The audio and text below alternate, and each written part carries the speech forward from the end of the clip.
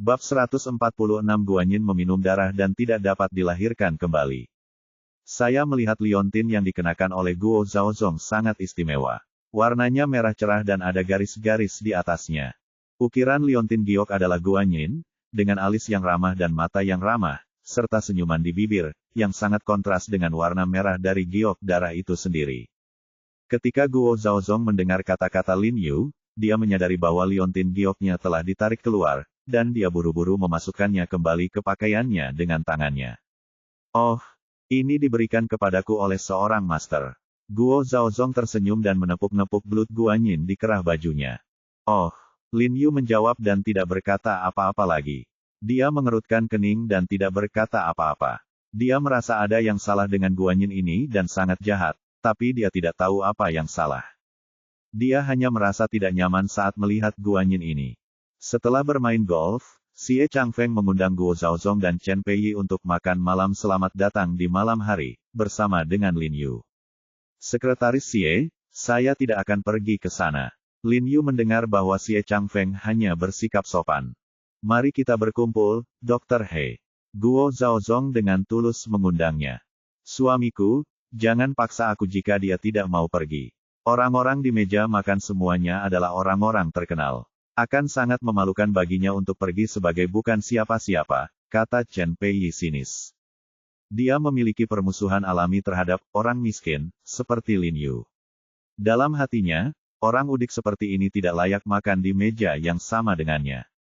Lin Yu mengerutkan kening ketika mendengar ini, dan sedikit marah, tetapi demi Xie Changfeng, dia menahan amarahnya. Dia tidak memiliki kesan yang baik terhadap nyonya, terutama seekor ayam yang sangat beruntung karena dia menjadi begitu mendominasi setelah terbang ke dahan. Diam! Guo Zhaozong berteriak pada Chen Peiyi dengan marah. Meskipun Guo Zhaozong meneriaki Chen Peiyi beberapa kali hari ini, terlihat bahwa dia sangat mencintai istri cantik ini, dia enggan memarahi dan bahkan memukulinya. Tuan Guo, terima kasih atas kebaikan Anda. Saya tidak akan pergi ke sana lagi.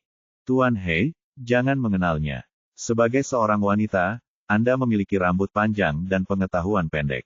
Saya baru saja mendengar dari sekretaris Xie bahwa Anda cukup mahir dalam bidang barang antik, kaligrafi, dan lukisan, dan saya ingin menanyakannya kepada Anda, nasihat.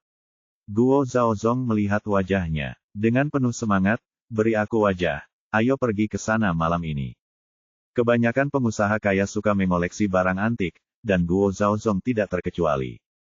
Faktanya, banyak pengusaha yang menyukai barang antik, kaligrafi, dan lukisan, termasuk karya seni luar negeri dan lukisan terkenal, bukan karena sangat menyukainya, melainkan agar terlihat lebih anggun dan bergaya sehingga menutupi bau tembaga yang menyengat. Guo Zhaozong memiliki banyak koleksi kaligrafi, lukisan, dan barang antik di rumahnya, tetapi dia hanya dapat menyebutkan beberapa saja. Jadi setelah mengetahui bahwa Lin Yu cukup berprestasi di bidang ini, dia ingin belajar sesuatu darinya menghadiri berbagai koktail party dan simposium. Anda juga bisa pamer saat berbincang. Petik 2. Tuan Guo, Anda benar-benar telah menemukan orang yang tepat dalam aspek ini. Ming Qiantai di Museum Kota Qinghai yang mengejutkan Tiongkok ditemukan oleh Xiao He. Ekspresi Xie Changfeng menjadi bersemangat setelah mendengar ini, dan dia buru-buru. Kata Lin Yu. Dia mengedipkan mata dan berkata, Xiao He, kamu bisa pergi ke pesta makan malam ini. Tidak banyak orang, jadi jangan berhati-hati. Manfaatkan kesempatan ini untuk mengobrol lebih banyak dengan Tuan Guo, diam-diam senang. Dia tidak menyangka bahwa dia akan benar-benar memanggil Lin Yu ke sini.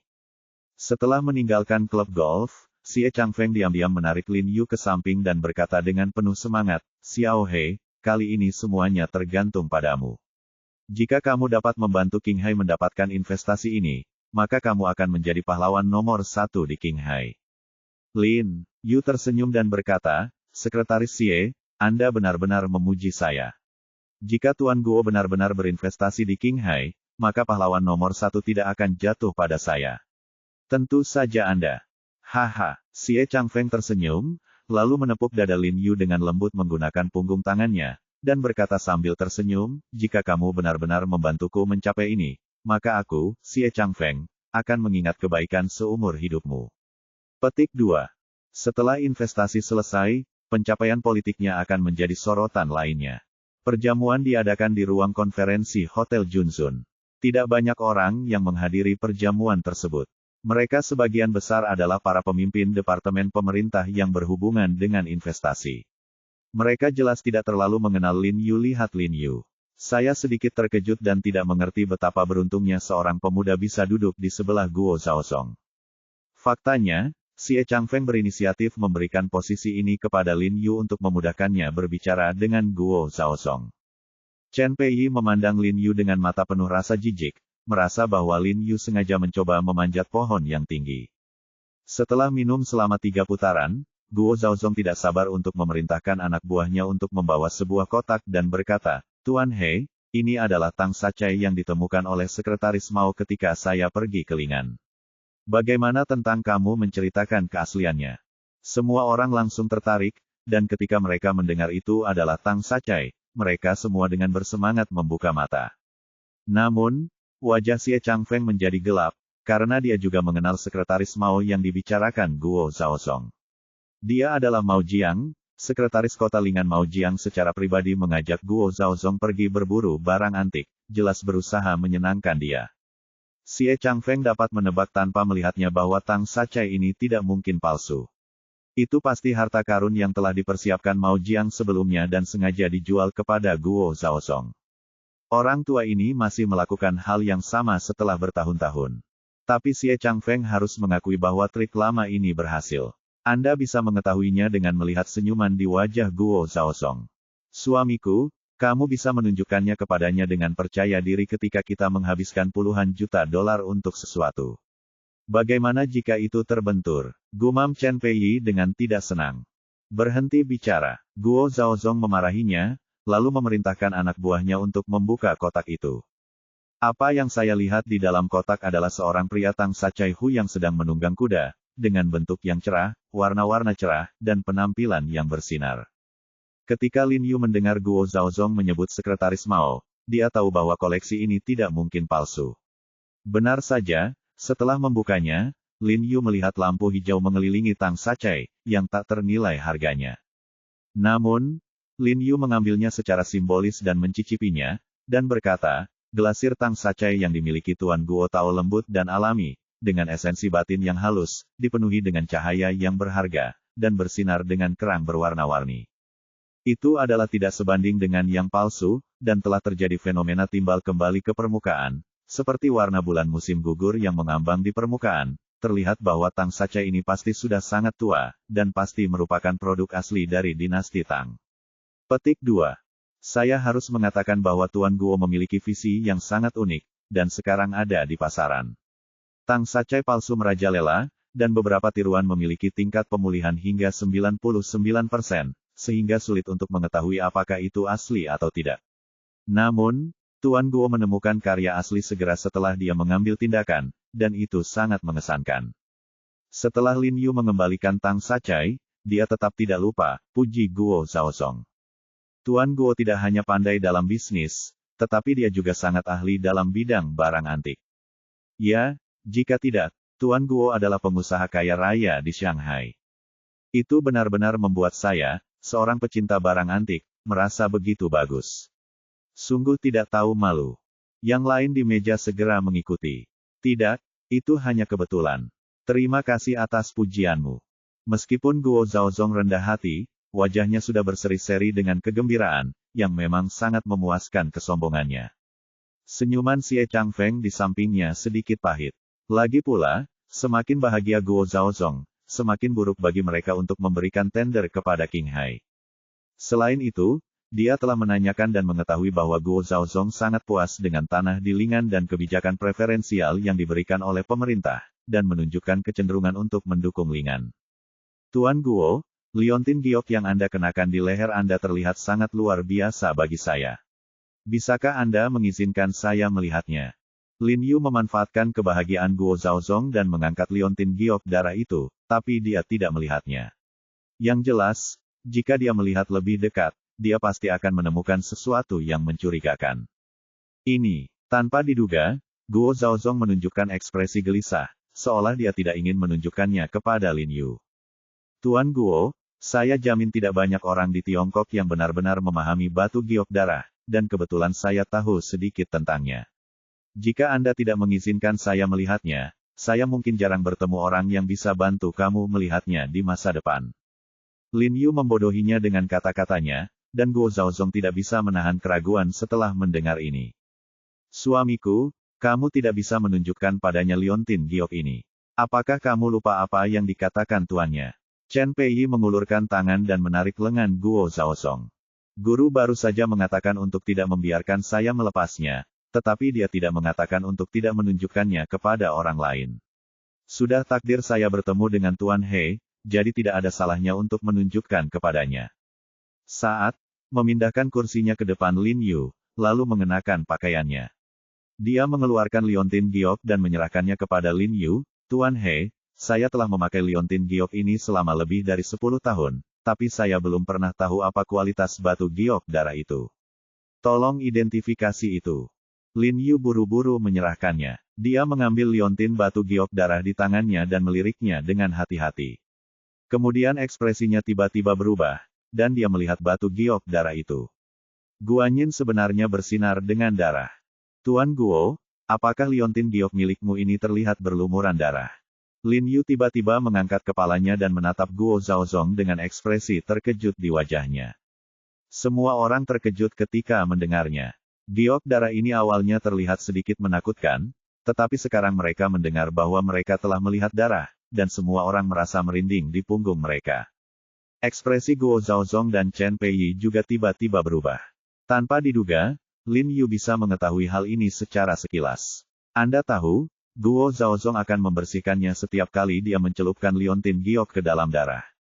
Sekarang Lin Yu telah melihatnya, Guo Zhaozong merasa tidak perlu menyembunyikannya.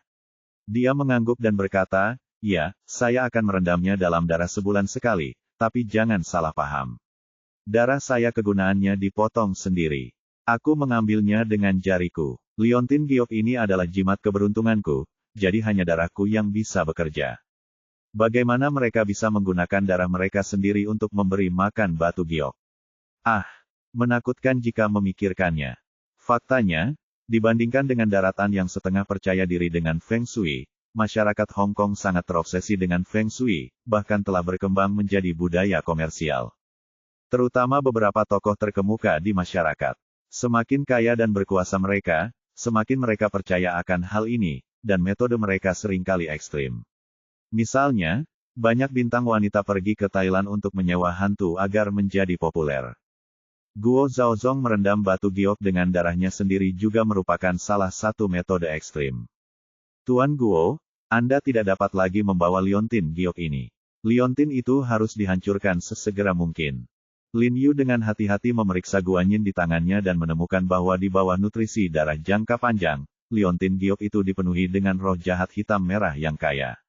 Itu pertanda kemalangan besar. Guo Zhaozong mungkin mengalami kecelakaan besar dalam beberapa hari.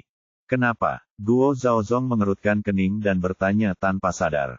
Guanyin meminum darah dan tidak boleh mati. Jika kamu terus memakainya, nyawamu mungkin dalam bahaya. Petik 2. Kentut. Chen Peiyi langsung marah saat mendengar ini.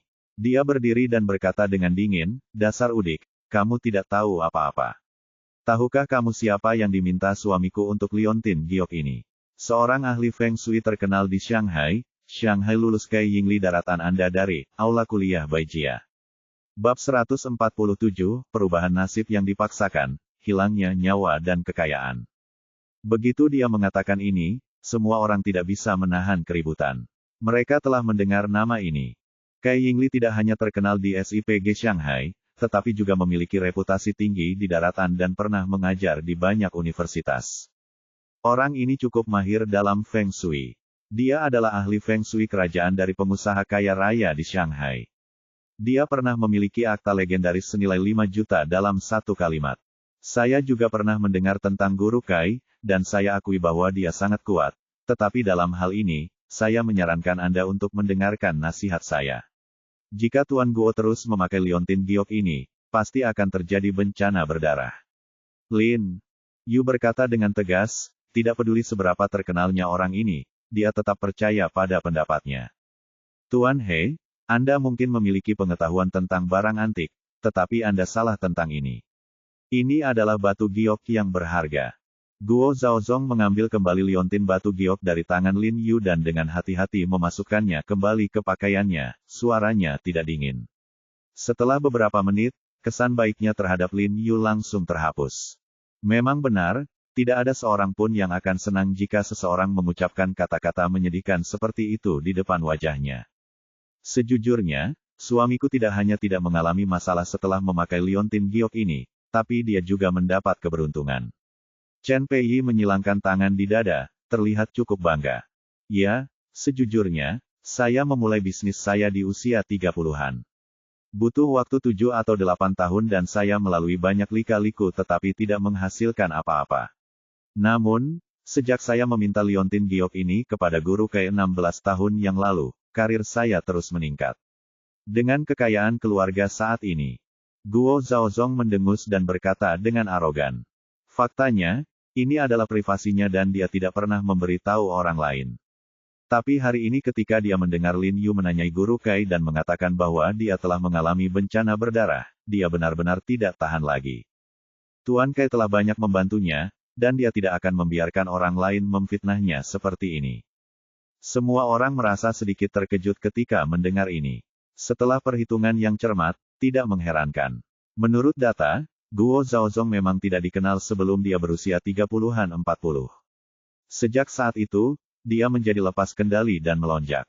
Dia menjadi salah satu dari beberapa pengusaha kaya terkenal di Shanghai.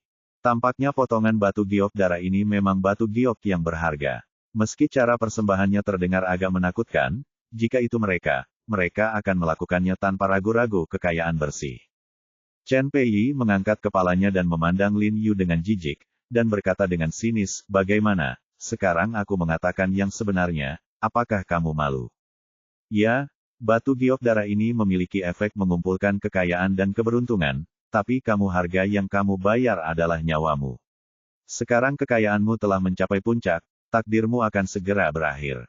Lin Yu memandang Guo Zhaozong dan berkata dengan ekspresi serius. Sombong. Guo Zhaozong membanting meja, berdiri, menatap Lin Yu dengan wajah marah, dan berkata kepada Xie Changfeng, Sekretaris Xie, apakah ini cara Anda memperlakukan tamu di Qinghai?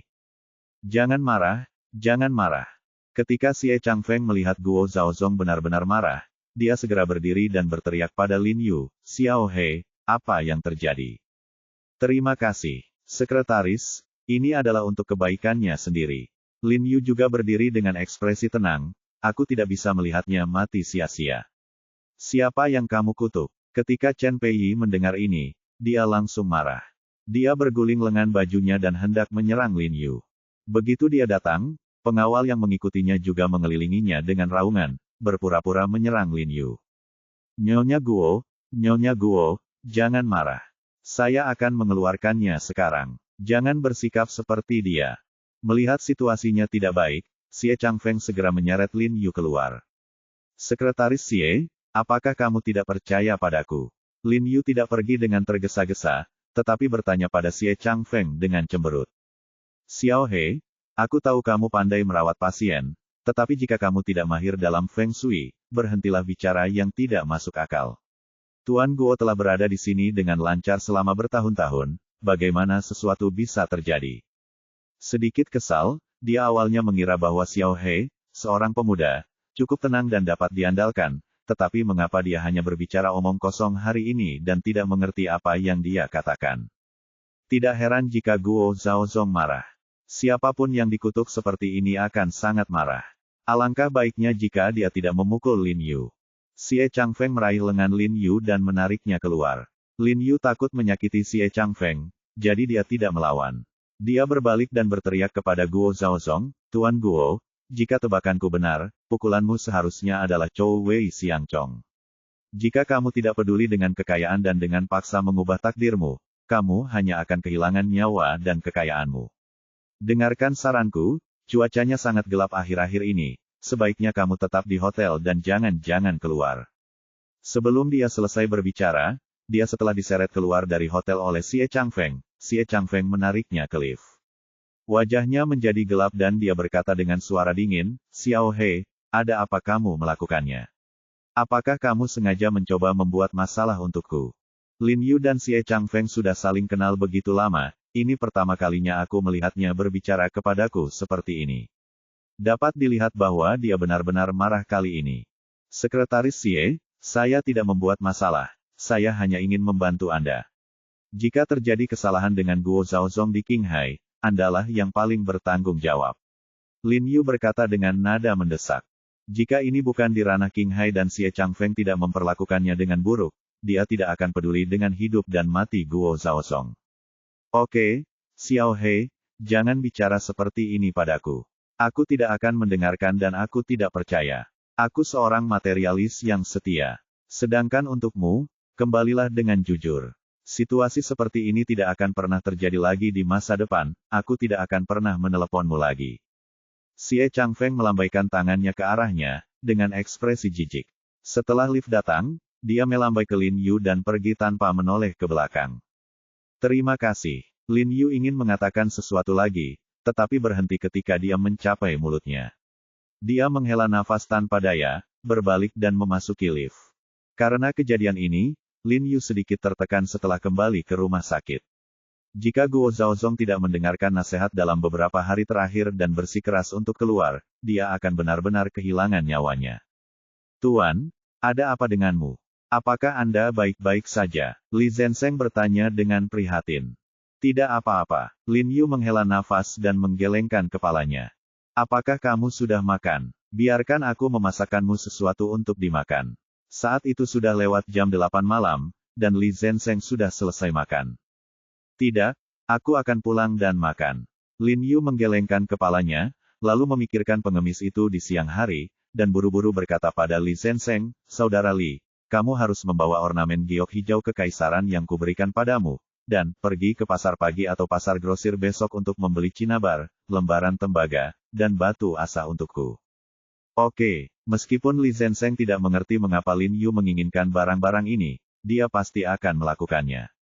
Setelah kembali ke rumah, Jiang Yan sedang duduk di sofa sambil menggunakan masker.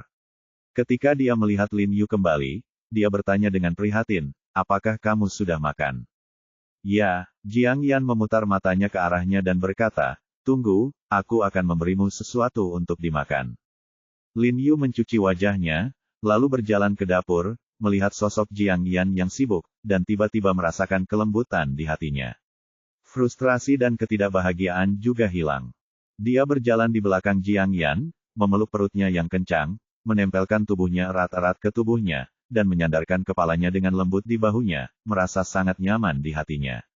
Apa yang sedang kamu lakukan? Aku di sini, Jiang Yan berkata sambil mengerutkan kening. Tubuh hangat Lin Yu menekannya erat-erat, membuat jantungnya berdebar kencang. Saudari Yan, mengapa menjadi manusia begitu sulit? Kamu jelas melakukannya demi kebaikan orang lain, tetapi orang lain tidak menghargainya, apalagi mempercayaimu. Ada apa? Aku bersalah lagi. Ketika Jiang Yan mendengar kata-kata Lin Yu, dia merasa sedikit tertekan. Dia dengan lembut mengusap tangan Lin Yu dengan tangannya yang lembut dan berkata, bukankah ini normal? Dunia ini sangat besar, dan hati orang-orang sangat rumit. Bagaimana Anda bisa menaklukkan dunia sendirian? Terkadang, memiliki hati nurani yang bersih itu baik. Petik 2. Ya, bagus untuk memiliki hati nurani yang bersih. Petik 2. Pikir Lin Yu. Tiba-tiba dia sadar akan hal itu kemampuannya terbatas. Karena hal-hal itu tidak dapat dia kendalikan, biarkan dia melakukannya. Lalu dia menoleh dan mencium leher Jiang Yan yang cantik dan lembut. Aduh, gatal sekali, dasar orang jahat. Jiang Yan merasa mati rasa dan merinding. Dia mengangkat tangannya untuk memukulnya, tapi Lin Yu sudah berlari keluar dengan gembira. Berapa umur kalian berdua, dan kalian masih membuat masalah? Jiang Jingren di sofa tersenyum dan melambai kepada Lin Yu, ayo, menantu yang baik, datanglah dan mari kita menonton TV sebentar. Lin Yu datang dan melihat ke TV dan menemukan bahwa hati yang baru saja tenang tiba-tiba tersumbat lagi, karena yang disiarkan oleh TV satelit Qinghai adalah berita bahwa Guo Zhaozong datang ke Qinghai. Pada saat ini, sebuah adegan tiba-tiba muncul di layar. Xie Changfeng menemani Guo Zhaozong bermain golf di lapangan golf sore ini, dan Lin Yu juga difoto bersama. Oh, menantuku sayang, mengapa orang ini sangat mirip denganmu? Mata Jiang Jingren melebar ketika dia melihat Lin Yu di TV. Dia berbalik dan menatap Lin Yu, dan berkata dengan emosi, mirip sekali.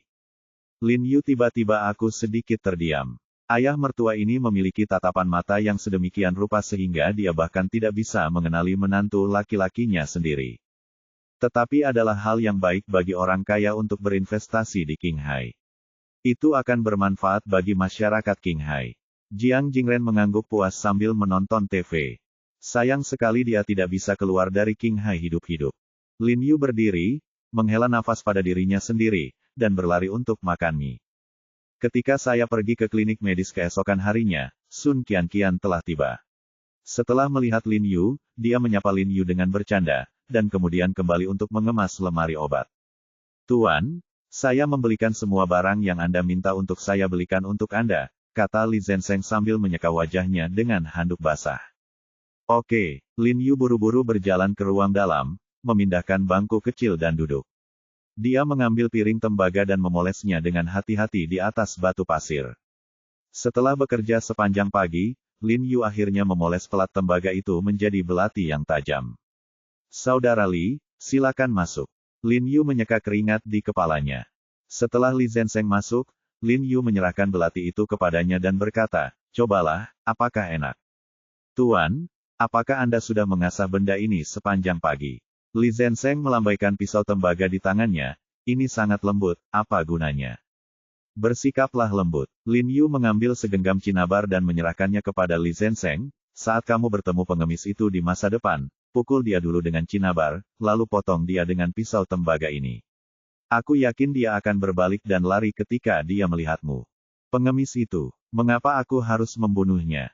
Alasan kenapa perhatianmu terganggu dan terluka akhir-akhir ini adalah karena pengemis itu. Dia mahir dalam seni mistik, kata Lin Yu sambil mencuci tangannya. Cinabar dan pisau tembaga biasa mungkin tidak bisa berbuat apa-apa terhadap pengemis, tapi ini adalah pisau tembaga dan cinabar yang ditambahkan Lin Yu dengan kutukan pemecah jiwa, dan pasti bisa membuat pengemis meminum sepoci. Ngomong-ngomong, Saudara Li, seberapa banyak yang kamu ketahui tentang intelijen militer? Lin Yu berbalik dan bertanya. Badan Intelijen Militer. Li Zenseng gemetar ketika mendengar tiga kata ini, dan menatap Lin Yu dengan heran. Lin Yu tidak punya waktu untuk memberitahunya apa yang terjadi kemarin, jadi dia tidak tahu apa-apa. Tuan, berita bagus. Sebelum Li Zenseng dapat berbicara, sesosok tubuh tiba-tiba bergegas masuk dari luar pintu, dan ternyata itu adalah Qin Lang. Saudara Qin, mengapa kamu ada di sini? Lin Yu berkata dengan heran. Halo, pemimpin pasukan. Qin Lang dengan cepat memberi hormat militer kepada Li Zenseng, dan kemudian berkata, Tuan He, kabar baik. Meskipun direktur panti asuhan yang Anda minta untuk saya temukan terakhir kali sudah tidak ada lagi, saya telah menemukannya administrator file tahun itu. Bab 148, Jalani jalanmu sendiri. Benarkah? Lin Yu tidak bisa menahan kegembiraannya saat mendengar berita itu. Selain direktur panti asuhan, petugas arsip harus mengetahui dengan baik situasi anak yatim piatu. Meskipun bertahun-tahun telah berlalu dan orang-orang mungkin sudah melupakan apa yang terjadi saat itu, setidaknya ini adalah sebuah petunjuk. Apakah kamu sudah mengetahui alamat rumahnya? Lin Yu bertanya dengan penuh semangat, mengemasi barang-barangnya dan bersiap untuk berangkat. Kami sudah memeriksanya. Jika Anda punya waktu, kami akan pergi ke sana sekarang. Qin Lang mengangguk dengan cepat. Ayo pergi. Lin Yu berkata pada Sun Qianqian dan Li Zenseng dan berangkat dengan tidak sabar. Petugas arsip tinggal di komunitas yang lebih tua. Setelah mengetuk pintu, seorang wanita parubaya berusia 50-an keluar. Dia terkejut ketika melihat Lin Yu dan Qin Lang. Setelah menjelaskan niatnya, wanita parubaya itu tiba-tiba menjadi antusias dan dengan cepat mengundang Lin Yu ke dalam rumah.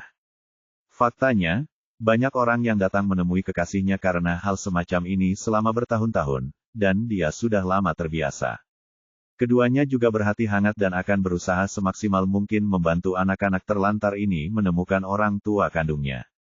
Ayo, minum segelas air dulu. Istriku pergi ke pasar untuk membeli sayuran dan akan segera kembali. Wanita parubaya itu menuangkan segelas air untuk Qin Lang dan Lin Yu. Bibi, izinkan saya bertanya, apakah rumah kesejahteraan tempat paman bekerja saat itu, Jalan Changning No. 445, rumah kesejahteraan anak kedua di kota Qinghai? Lin Yu bertanya dengan agak gelisah. Ya, ini adalah rumah kesejahteraan. Telah dihancurkan dalam beberapa tahun terakhir. Wanita parubaya itu mengangguk, menemukan beberapa buah-buahan dan menaruhnya di atas meja, memberi isyarat kepada Lin Yu dan yang lainnya bahwa Anda diterima. Bibi, sudah berapa tahun paman bekerja di sana? Sudah hampir 20 tahun sejak saya diadopsi. Saya ingin tahu apakah dia masih dapat memiliki kesan. Lin Yu berkata dengan sedikit cemas.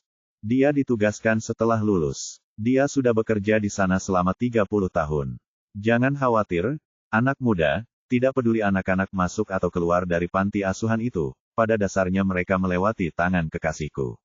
Meski sudah lama sekali, tapi saat itu hanya ada sedikit anak angkat, jadi aku masih bisa merasakannya, kata wanita parubaya itu sambil tersenyum. Lin Yu merasa senang saat mendengar ini. Setelah mencari sekian lama, dia akhirnya melihat harapan. Dong dong dong. Tiba-tiba terdengar ketukan keras di pintu. Wanita parubaya itu segera bangkit dan membuka pintu. Ketika dia melihat itu adalah tetangga sebelahnya, dia tersenyum dan berkata, Lao Zhang, apa yang terjadi? Kamu, Liu lamamu mengalami kecelakaan mobil di gerbang komunitas. Pergi dan lihatlah. Lao Zhang He berkata dengan terengah-engah. Ah, wanita parubaya itu gemetar seperti sambaran petir. Dia merasa dunia berputar dan dia hampir pingsan. Untungnya, Lao Zhang mendukungnya. Cepat, cepat. Wanita parubaya itu bergegas turun dengan putus asa setelah pulih. Lin Yu dan Qin Lang juga mengubah ekspresi mereka, dan buru-buru turun. Jalan di pintu masuk masyarakat ramai dikunjungi orang, dan sebuah truk besar diparkir menyamping di tengah jalan. Kendaraan di kedua sisi jalan diblokir, tidak bisa masuk atau keluar, dan lalu lintas di seluruh jalan lumpuh. Liu tua, wanita parubaya itu menyingkirkan kerumunan dan melihat suaminya terbaring di tanah berlumuran darah. Wajahnya menjadi pucat, dan dia segera berlari ke depan dengan putus asa dan menangis kesakitan, suaranya sangat melengking. Orang-orang di sekitarnya tidak bisa menahan diri untuk tidak menghela nafas dan tidak tahan. Pengemudi yang menyebabkan kecelakaan itu menjadi pucat karena ketakutan dan seluruh tubuhnya gemetar. Ketika Lin Yu melihat pemandangan tragis di depannya, hatinya tiba-tiba menegang. Dia segera menepikan seorang pengamat dan bertanya, Saudaraku, apa yang terjadi? Ketika orang ini sedang menyeberang jalan, truknya tidak berhenti. Berhenti, pukul saja orang itu sampai mati. Saksi menggeleng dan menghela nafas. Lin Yu sedikit kewalahan untuk sesaat. Melihat wanita parubaya yang kesakitan di tanah, dia merasa hampa dan sangat tidak nyaman. Di sini, saya baru belajar masakan Timur Laut, daging babi direbus dengan bihun. Pada siang hari, Li Zenseng membawakan sepanci besar daging babi yang direbus dengan bihun dan menaruhnya di atas meja. Tapi Lin Yu tidak nafsu makan sama sekali. Dia masih memikirkan apa yang terjadi di pagi hari, dan hatinya dipenuhi kepanikan. Tuan, jangan terlalu banyak berpikir. Orang tidak bisa dibangkitkan. Mari kita cari petunjuk lain nanti. Li Zenseng menghibur Lin Yu dan mengisi semangkuk nasi untuknya dan Sun Qianqian. Wow, baunya enak sekali. Keterampilan saudara Li benar-benar semakin baik.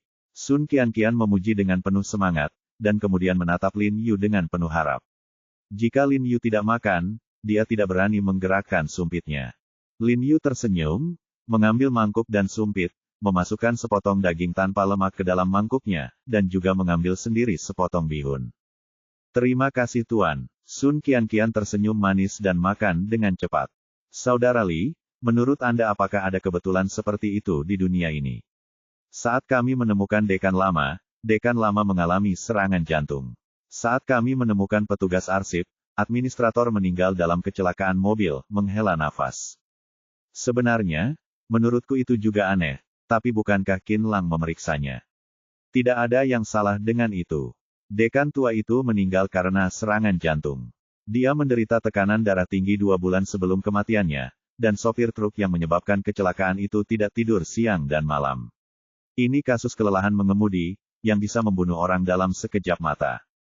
Kata Li Zenseng sambil makan, sebenarnya, jika Anda melihat kedua hal itu secara terpisah, itu tidak akan terlalu aneh. Hal seperti ini terjadi setiap hari di dunia. Itu terjadi. Meski demikian, saya masih merasa ada yang tidak beres. Lin Yu juga terdengar tidak berdaya, selalu merasa seperti Tuhan menentangnya. Guru, apa yang aneh denganmu? Apakah menurutmu seseorang dengan sengaja berusaha mencegahmu menemukan pengalaman hidupmu?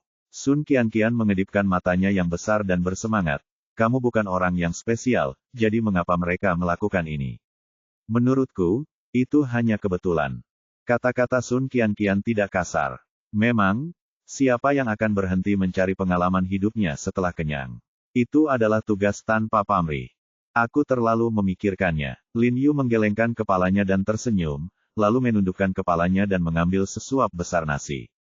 Saat ini, di Hotel Internasional Junzun, Xie Changfeng dan Zheng Suji sedang makan bersama Guo Zhaozong dan istrinya di kamar pribadi. Tuan Guo, apa pendapat Anda tentang tanah ini? Ini adalah tanah terbaik di Qinghai. Dekat dengan laut dan didukung oleh pegunungan. Saya khusus memesannya untuk proyek Anda. Xie Changfeng menunjuk ke peta di atas meja dan mengikuti dengan penuh semangat kata Guo Zhaozong. Tidak apa-apa, tapi lokasinya agak melenceng. Guo Zhaozong melirik peta di tangan Xie Changfeng dan sedikit meremehkan. Xie Changfeng tahu bahwa Guo Zhaozong masih marah atas apa yang terjadi tadi malam. Xie Changfeng tahu bahwa sebidang tanah yang disediakan oleh Lingan bahkan lebih terpencil daripada yang dia berikan. Guo Zhaozong jelas-jelas rewel ketika mengatakan ini. Awalnya, niat investasi Guo Zhaozong bias terhadap Lingan. Namun, setelah Lin Yu melakukan ini tadi malam, Qinghai semakin kurang beruntung. Tuan Guo, tanah ini sangat bagus. Meskipun perkembangan kawasannya belum mengikuti, kami telah mengajukan permohonan perencanaan di atas. Di masa depan, tempat ini akan menjadi kawasan pengembangan utama di kota kami, dan kami sedang mempertimbangkannya 10 tahun dari sekarang. Pindahkan pemerintah kota ke sana juga. Zheng Suji dengan cepat mencoba memuluskan segalanya sambil tersenyum. Ya, Tuan Guo, tempat ini adalah harta karun Feng Shui. Mengapa Anda tidak ikut dengan kami untuk melihatnya secara langsung setelah makan malam? Jika Guo Zhaozong bahkan tidak melihat ke daratan, maka tidak akan ada harapan sama sekali. Ini, Guo Zhaozong ragu-ragu. Faktanya, meskipun dia tidak berinvestasi di Qinghai, dia masih ingin melihat tanah ini juga memiliki banyak bisnis di Qinghai, jadi tidak mudah untuk menghancurkannya. Alasan mengapa dia ragu-ragu sekarang adalah karena dia ingat apa yang dikatakan Lin Yu tadi malam. Lin Yu dengan jelas mengatakan kepadanya bahwa jika dia tidak ingin terjadi apa-apa, dia harus tinggal di hotel dan tidak keluar dalam beberapa hari terakhir. Faktanya, dia awalnya mengabaikan peringatan Lin Yu. Bagaimanapun, dia telah memakai liontin giok ini selama bertahun-tahun dan hanya memiliki keberuntungan dan tidak ada nasib buruk. Tetapi ketika dia memikirkan apa yang dikatakan Lin Yu sebelum pergi, jika keburukan tidak bertentangan denganmu, kamu tidak akan bertanggung jawab atas kekayaan, dia tidak bisa menahan gemetar di dalam hatinya justru karena dia tidak peduli dengan kekayaan maka Guru Kei mampu. Dia diberi sepotong batu giok darah ini dan diminta untuk mempersembahkannya secara teratur untuk mengubah keberuntungannya. Pengusaha seperti dia selalu berhati-hati, jadi meskipun dia tidak mempercayai perkataan Lin Yu, dia masih memiliki beberapa pantangan di dalam hatinya. Tuan Guo, bagaimana menurut Anda? Setelah datang ke sini, Anda bahkan tidak bisa tidak melihat ke daratan, kan? Tidak ada tempat bagi saya dan Lao Xie untuk memasang wajah lama kami. Zheng Suji berkata sambil tersenyum, dengan sedikit emosi dalam nada suaranya. Kamu harus melihatnya, tapi jangan terburu-buru sekarang. Ayo berangkat besok. Bagaimana kalau kita melihatnya besok pagi? Guo Zhaozong berpikir sejenak dan menunda waktunya sedikit. Tidak masalah, selama Tuan Guo memberi kita wajah ini. Xie Changfeng dan Zheng Suji tidak bisa menahan nafas lega. Selama Guo Zhaozong bersedia melihat daratan, itu berarti ada peluang. Setelah makan siang, Guo Zhaozong segera memanggil asistennya dan memerintahkan, beritahu markas SIPG dan segera kirim seseorang untuk mengangkut Audi yang biasa saya tumpangi. Saya akan duduk di dalamnya untuk melihat daratan besok pagi. Petik 2. Ya, asisten itu mengangguk dengan cepat dan berbalik untuk menelepon.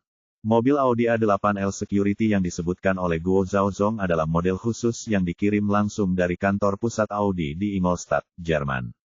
Ini juga merupakan mobil eksklusif Perdana Menteri Jerman faktornya sangat tinggi.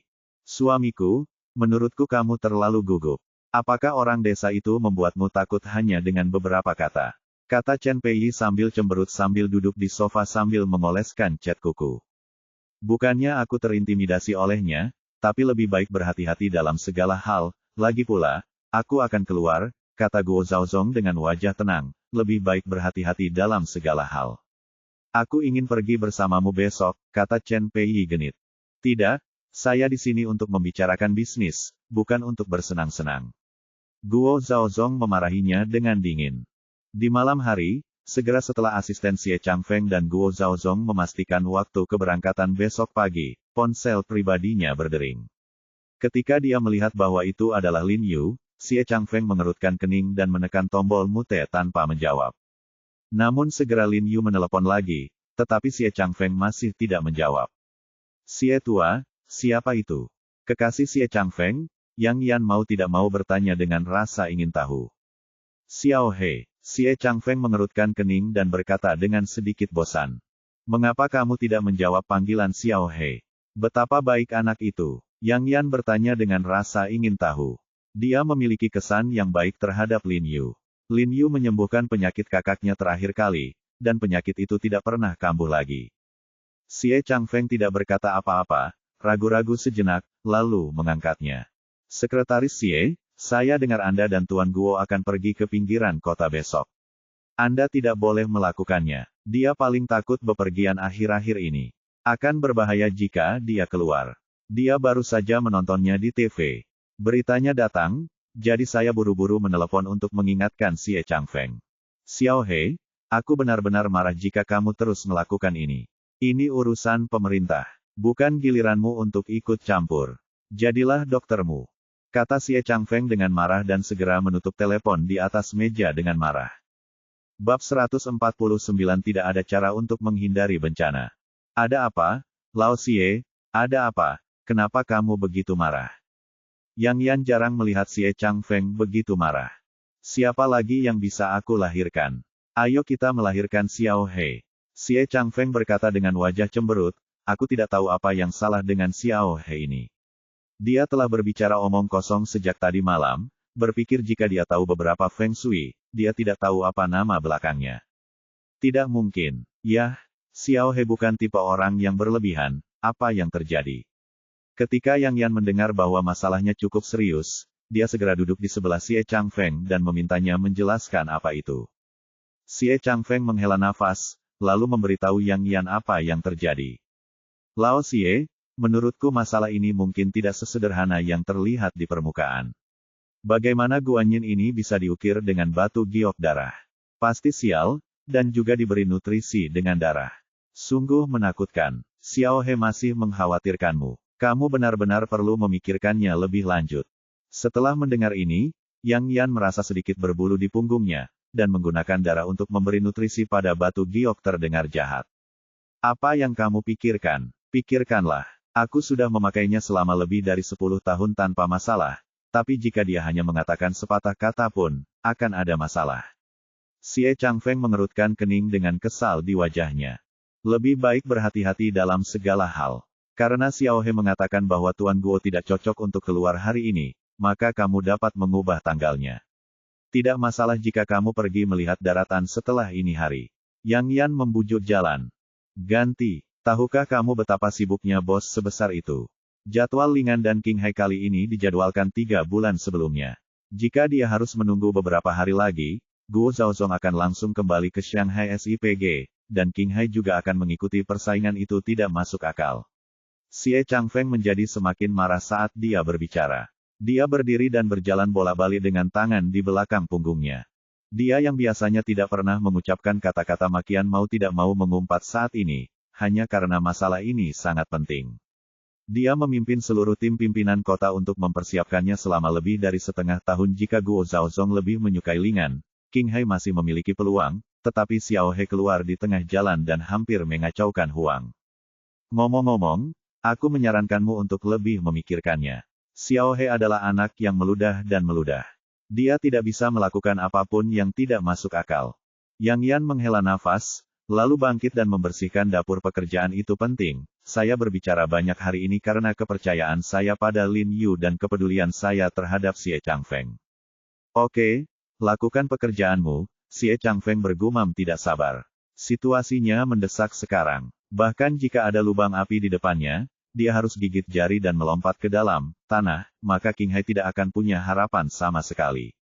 Di ujung lain telepon, Lin Yu merasa sedikit sedih ketika melihat Xie Changfeng tidak mendengarkan nasihatnya. Setelah kembali ke rumah, Jiang Yan sedang mandi, dan ibu mertuanya membawa sepiring ceri yang sudah dicuci dari dapur.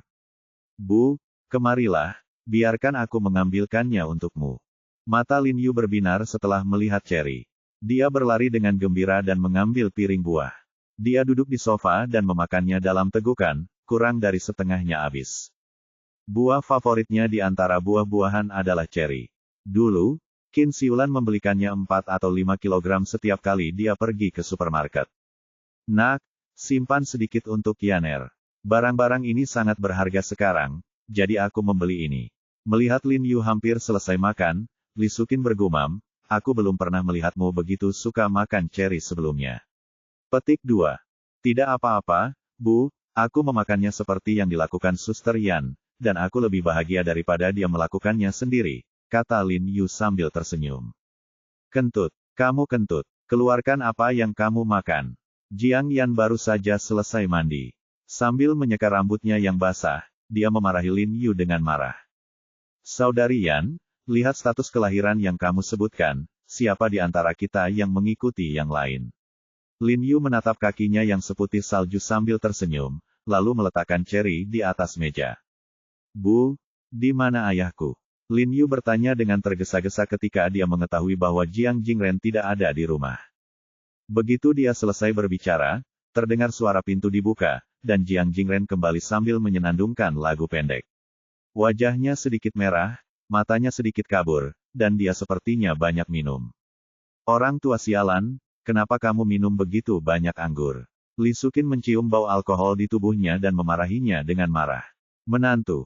Laki-laki, izinkan saya memberitahu Anda, ayah mertua Anda dan saya telah menghasilkan banyak uang. Besok, saya akan menemani Guo Zhaozong melihat tanah itu. Bagaimana? Luar biasa bukan? Membusungkan dadanya dan berkata dengan bangga. Orang-orang akan melihat daratan itu, dan Anda, Biro Kebudayaan, hanya akan ikut bersenang-senang. Li Sukin menuangkan segelas air untuknya dan berkata dengan rasa jijik.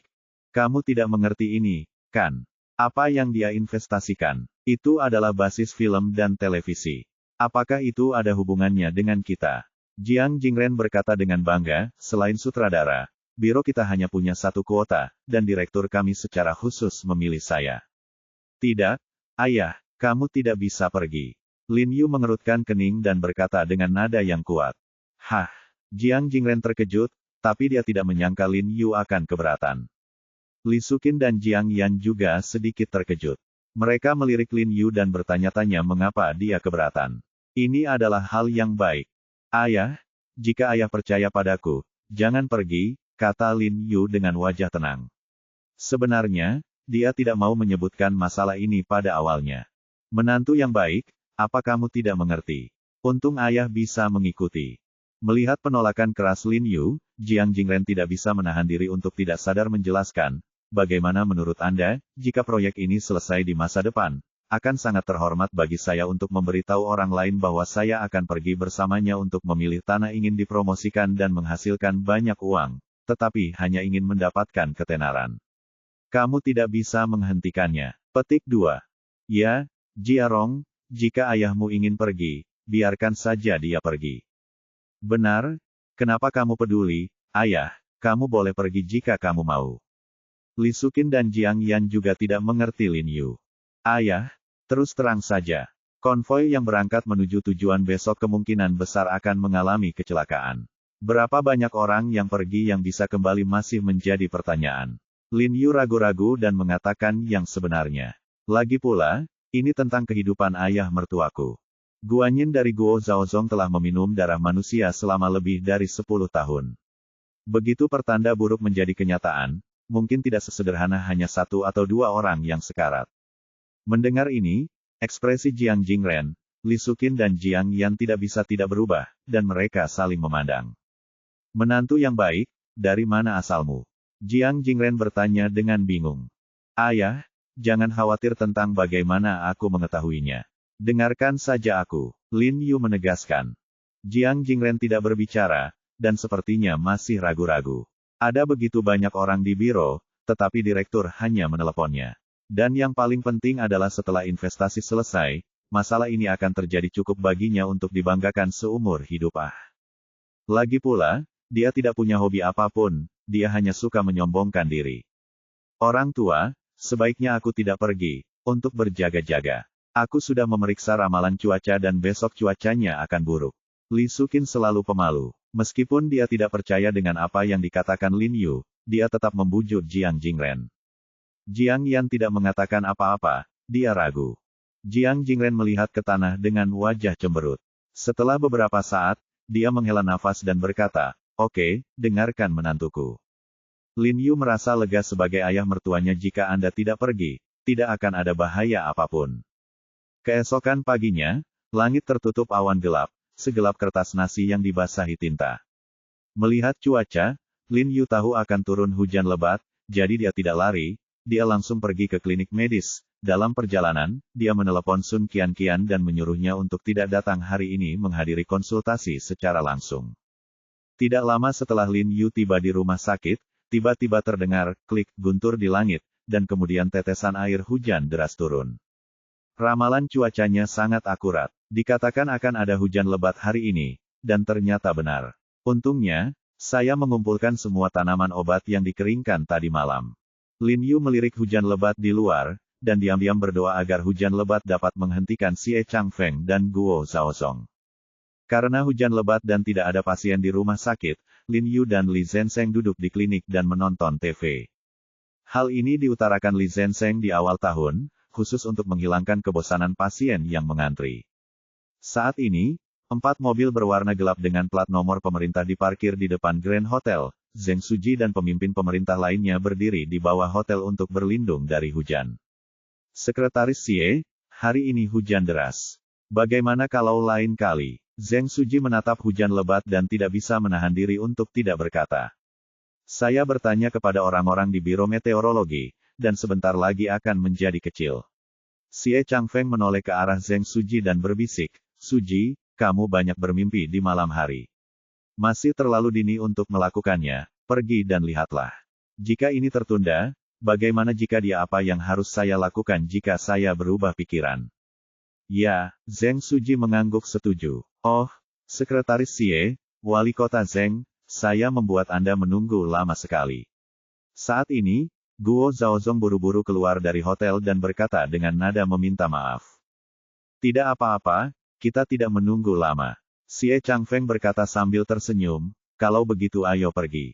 Oke, setelah mengatakan itu, dia dan asistennya segera masuk ke dalam Audi custom miliknya yang dikirim semalaman dari SIPG. Xie Changfeng dan Zheng Suji juga dengan cepat membawa semua orang ke dalam mobil dan memerintahkan konvoi untuk berangkat. Karena lokasinya terletak di luar kota Qinghai, waktu berkendara pasti akan lebih lama. Memikirkan apa yang dikatakan Lin Yu sepanjang jalan, Xie Changfeng merasa sedikit tidak nyaman. Tapi untungnya, kami akhirnya sampai tujuan dengan selamat dan hujan sudah lebih reda. Setelah melihat-lihat di bawah payung, Guo Zhaozong sangat puas dengan tanah ini. Sejujurnya, tanah ini memang lebih baik dari tanah yang disediakan oleh Lingan. Tanah ini didukung oleh pegunungan dan laut, dan memiliki nilai pembangunan yang lebih besar mau tak mau hatinya merasa sedikit terguncang. Selain itu, kota Qinghai juga merupakan kota besar internasional. Dibandingkan dengan ibu kota provinsi Lingan, kota ini memiliki beberapa keunggulan. Bagaimana Pak Guo, saya tidak berbohong kepada Anda. Tanah di Lingan dekat dengan danau dan tanah kita dekat dengan laut. Mana yang lebih menguntungkan? Sekilas jelas bukan. Xie Changfeng berdiri di dataran tinggi dan memandangi laut berkabut di kejauhan. Berkata agak bangga. Ya, tanah ini memang bagus. Jika perekonomian bisa bertahan di masa depan, pasti akan ada banyak potensi. Guo Zhaozong mengangguk puas, sepertinya saya benar-benar perlu memikirkannya dengan hati-hati. Haha, kamu harus memikirkannya baik-baik, ayo kembali dulu, tepat saat makan siang. Xie Changfeng tahu ada sesuatu yang terjadi ketika dia mendengar kata-kata Guo Zhaozong, dan wajahnya penuh kegembiraan. Saat berjalan menuju mobil, Xie Changfeng menarik Zheng Suji dan berkata, "Apa kabar? Apakah kamu benar datang hari ini? Untungnya, kamu tidak mendengarkan Xiao He." Zheng Suji mengangguk, wajahnya juga penuh kegembiraan. Memikirkan Lin Yu, dia tidak bisa menahan diri untuk tidak menghela nafas dan menggelengkan kepalanya. Pemuda ini menjadi sembrono. Dia bukan lagi He Jiarong, yang tenang dan rendah hati sebelumnya. Setelah masuk ke dalam mobil, Guo Zhaozong juga menghela nafas lega, mengulurkan tangan untuk memegang budak giok di dadanya, dan mengutuk, "Bocah nakal, aku hampir takut padamu." Ketika dia melihat daratan tadi, tiba-tiba terjadi tanah longsor, tsunami, atau semacamnya, tapi tidak terjadi apa-apa. Sekarang dia berada di dalam mobilnya, semakin kecil kemungkinannya terjadi apa-apa. Mobilnya, apalagi kecelakaan mobil, mampu menahan 15 kg bahan peledak TNT. Saat berjalan kembali, dia berbaring di kursi belakang, menuangkan segelas anggur merah dengan santai, dan meminumnya perlahan. Saat ini, hujan ringan tiba-tiba menjadi deras lagi, dan sebuah truk besar di depannya tiba-tiba tergelincir dan berbelok masuk. Ekspresi pengemudi Guo Zhaozong tiba-tiba berubah dan dia menginjak rem. Namun karena jalanan terlalu licin, kecepatan tidak melambat sama sekali, dan bagian depan mobil menabrak sisi truk besar dengan keras. Truk besar itu dimuati sedemikian rupa, dan bagian depan truk oleng hingga menabrak pagar pembatas di pinggir jalan. Kedua kendaraan langsung berhenti. Mobil Audi ini sesuai dengan reputasinya, setelah terjadi tabrakan dari belakang, bodi mobil hampir tidak berubah bentuk sama sekali. Pengemudi, asisten dan Guo Zhaozong di dalam mobil hanya mengalami benturan ringan dan tidak mengalami luka serius. Semua anggur di tangan Guo Zhaozong tumpah. "Tuan Guo, apakah Anda baik-baik saja?" Asisten itu bertanya dengan panik. Guo Zhaozong sedikit terkejut, menggelengkan kepalanya, lalu menelan, menarik napas panjang, dan tersentak, "Ibu tua Diunai, apakah kamu menginginkan hidupku?" "Tidak mungkin." Sebelum dia selesai berbicara, di luar kendali mobil dari belakang tiba-tiba menabraknya.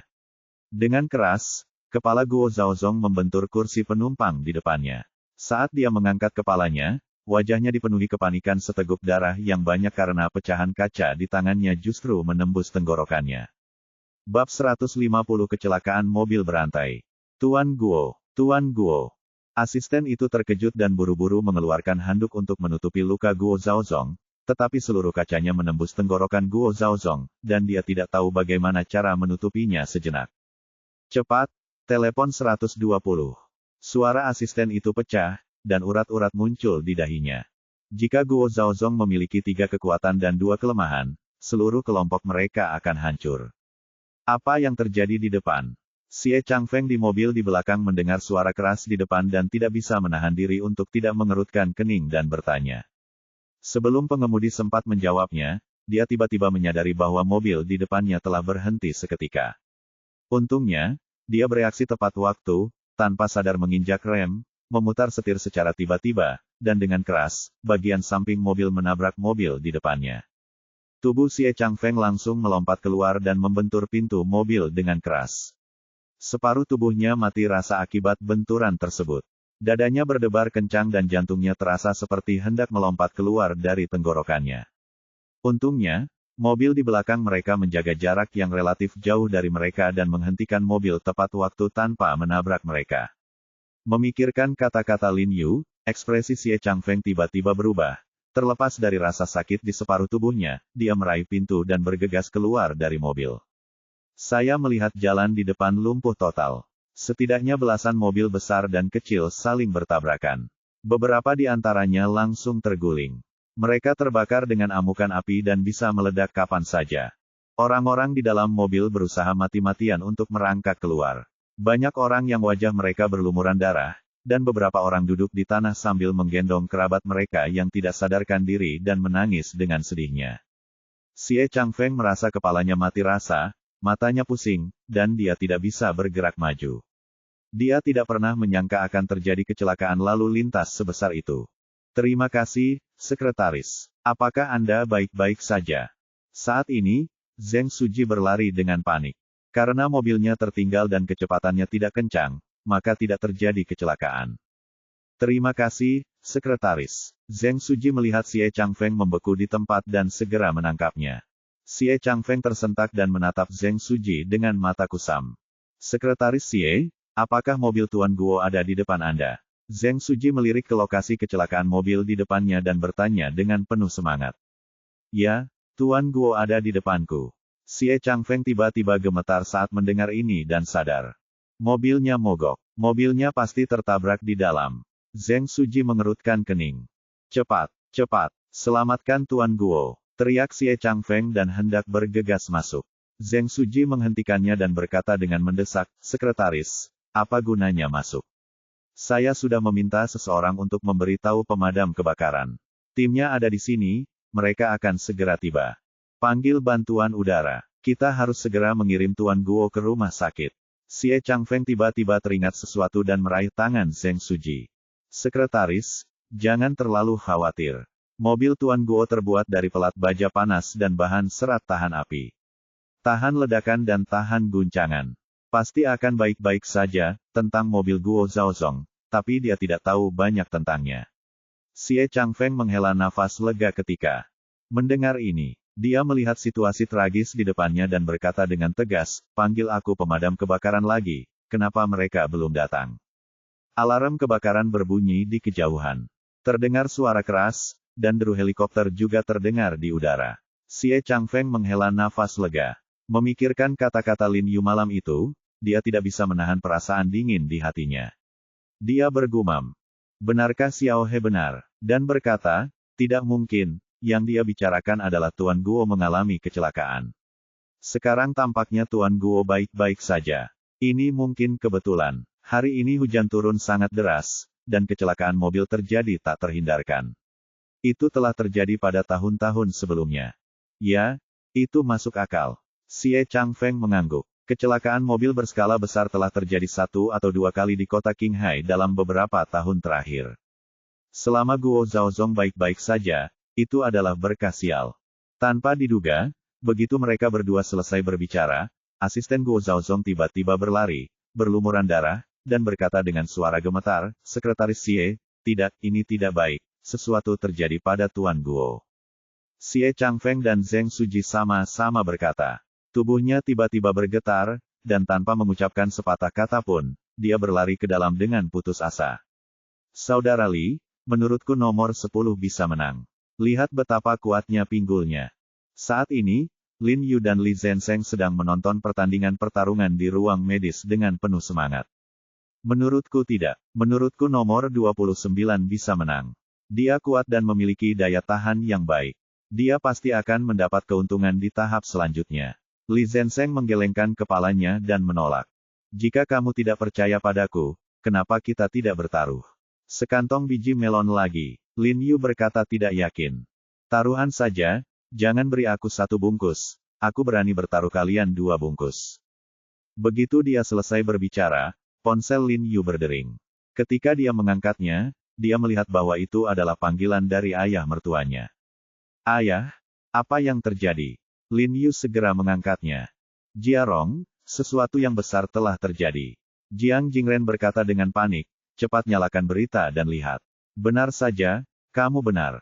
Konvoi yang menemani Guo Zhaozong melihat daratan mengalami kecelakaan mobil hari ini, dan sekretarisnya juga terluka. Hati Lin Yu tiba-tiba tenggelam, dia tidak menyangka hujan deras akan menghentikan mereka. Ganti ke Qinghai TV. Lin Yu segera berkata pada Li Zhensheng. Saya mendengar bahwa mobil yang ditumpangi direktur kami mengalami tabrakan serius. Dia terluka parah. Jika saya mengikutinya, hidup saya akan dalam bahaya. Kata Jiang Jingren dengan rasa takut yang masih ada di ujung telepon. Luar biasa betapa bersyukurnya aku pada menantuku yang bagaikan dewa dalam meramal sesuatu. Jumlah korban jiwa akibat kecelakaan itu masih dihitung. Dilaporkan bahwa pengusaha kaya Guo Zhaozong dari SIPG juga terluka parah dalam kecelakaan mobil tersebut dan telah dikirim ke Rumah Sakit Rakyat Qinghai untuk perawatan melalui penyelamatan udara. Perlu dipahami lebih lanjut. Li Zhensheng, saya segera menonton TV satelit Qinghai. Berita tersebut telah disiarkan beberapa lama, dan yang ditampilkan di layar adalah adegan tragis kecelakaan mobil di jalan raya. Lin Yu tidak bisa menahan diri untuk tidak mengepalkan tinjunya, merasa berat di hatinya. Kecelakaan mobil ini sebenarnya bisa dihindari. Bagus sekarang karena Guo Zhaozong tidak mengatakan apapun tentang apa yang terjadi padanya, tetapi dia juga mengorbankan banyak nyawa. Aduh, Li Zhensheng hanya bisa menghela nafas berat, merasa tak tertahankan. Saat ini, sebuah mobil hitam tiba-tiba melaju keluar. Sebelum mobil berhenti, pintu terbuka, dan Xie Changfeng keluar dari mobil. Rambut dan pakaiannya basah kuyup oleh hujan, dan dia dalam keadaan putus asa. Xiao He, kamu harus membantuku, kamu harus membantuku. Setelah memasuki ruangan, dia meraih lengan Lin Yu dan berkata dengan gemetar, aku minta maaf padamu atas apa yang terjadi kemarin malam. Selama kamu membantu Paman Xie kali ini ayolah, saya bisa menebus kesalahan Anda sesuka Anda. Oh, Sekretaris Xie, sudah berapa lama Anda membicarakan hal ini? Nyawa manusia dipertaruhkan dengan cemas.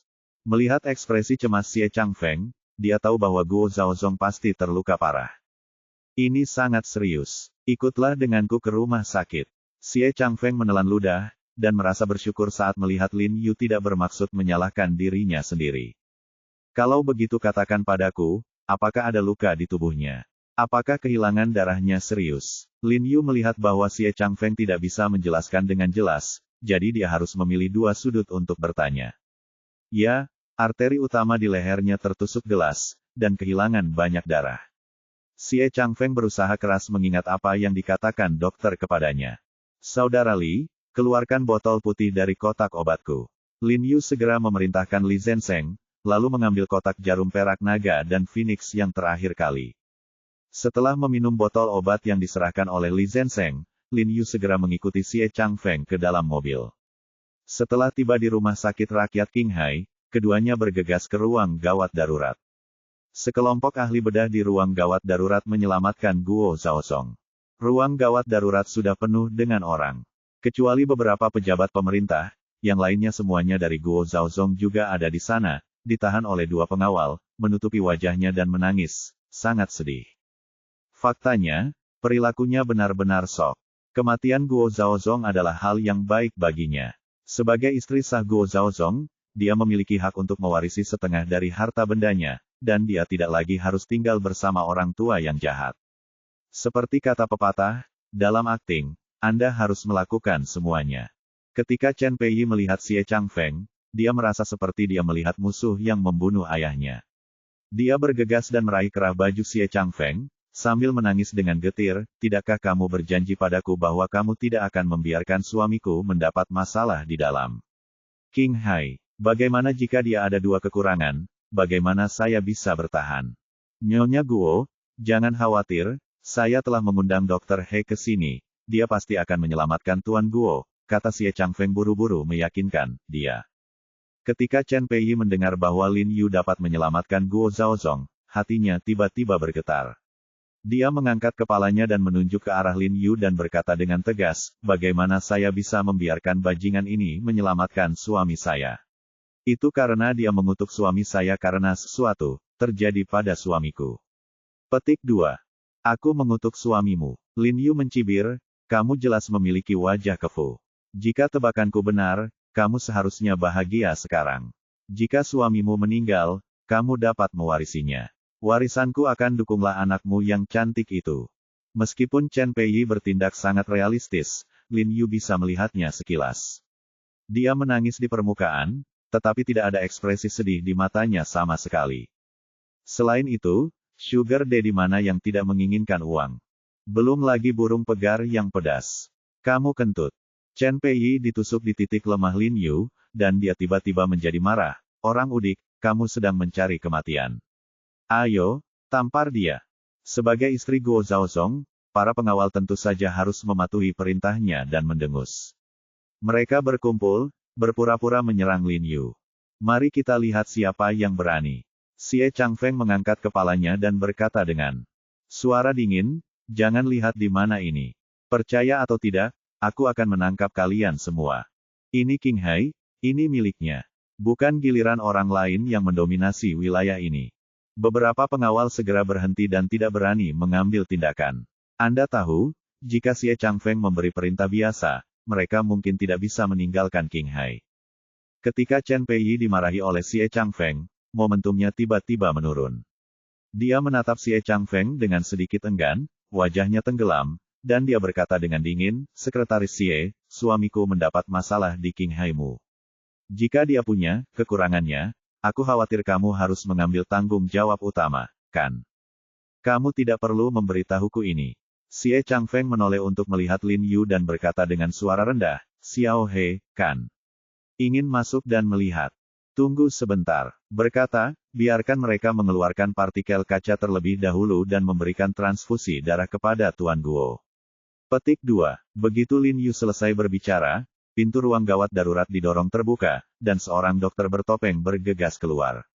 Xie Changfeng berkata dengan mendesak, "Sekretaris Xie, ini tidak baik, pasien kehabisan napas."